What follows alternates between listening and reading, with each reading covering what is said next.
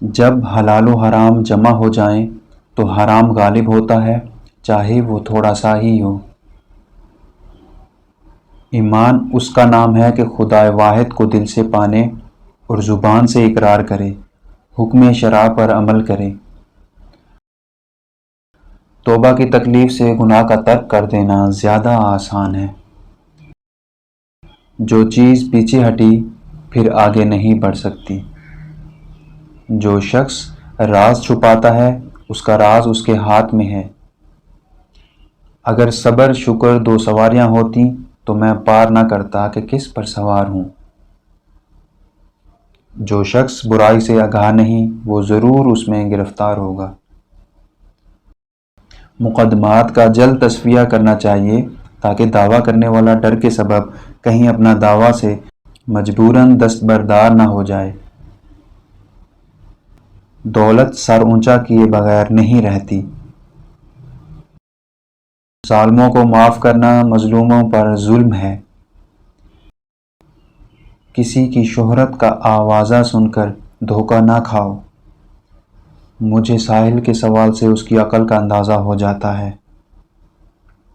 علم عقل کی زیادتی پر موقوف نہیں۔ کسی کی دینداری پر اعتبار نہ کرنا تا وقت کے طمع کے وقت اسے آزما لے۔ نیکی کے عوض نیکی حق ادائیگی ہے اور بدی کے عوض نیکی احسان ہے۔ آج کا کام کل پر نہ چھوڑو۔ دنیا تھوڑی سی لو تب آزادانہ بسر کر سکو گے۔ لوگوں کی فکر میں اپنے آپ کو نہ بھول جاؤ۔ مومن نہ تو کسی کو دھوکہ دیتا ہے اور نہ کسی سے دھوکہ کھاتا ہے۔ حسن اخلاق اور پاکیزہ کردار کا معیار یہ ہے کہ لوگوں کے ساتھ تمہارے معاملات کیسے ہیں۔ اپنے ماتحتوں کے لیے ایسے بن جاؤ جیسے اگر تم خود ماتحت ہو تو اپنے امیر کو ویسا دیکھنا چاہو۔ موت کا حریص بن تجھے حیات ہوگی۔ انسان صوم و صلات سے نہیں بلکہ معاملات سے پہچانا جاتا ہے۔ جو شخص خود کو مقام تہمت سے الگ نہیں رکھتا وہ بدگمانی کرنے والوں پر ملامت نہیں کرے گا۔ طمع تنگ دستی اور قناعت مالداری ہے، یعنی قناعت دولت ہے۔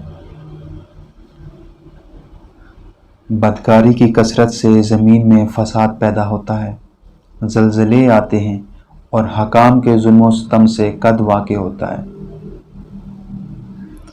آخرت کے معاملات کے سوا ہر معاملے میں توقف کرنا بہتر ہے۔ جس عالم کو دیکھو کہ وہ دنیا سے محبت رکھتا ہے تو دین کے معاملے میں اس پر اعتبار نہ کرو۔ تنہائی برے ہم نشینوں سے راحت ہے۔ بڑھاپے سے پہلے جوانی اور موت سے پہلے بڑھاپا غنیمت شمار کرو۔ شبہ کے ساتھ کمانا مانگنے سے بہتر ہے۔ ہنسنے سے عمر کم ہوتی ہے اور انسان کا روب ختم ہو جاتا ہے۔ ہم حرام کے خوف سے 9 حصے حلال بھی ترک کر دیتے ہیں۔